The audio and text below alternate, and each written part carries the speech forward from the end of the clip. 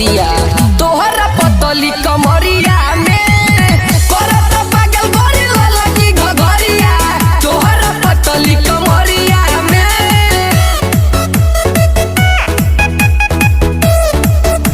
कमरिया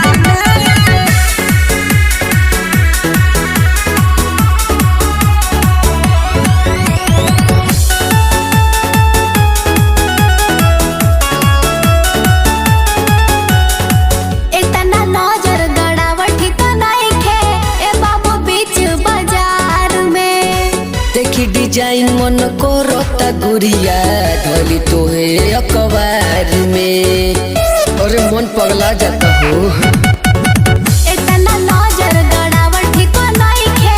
ए बाबू बीच बाजार में देखी डिजाइन मन करता गुड़िया ढोली तोहे अखबार में काहे सटला तू हमारा पजरिया में काहे कोनो दिक्कत बा का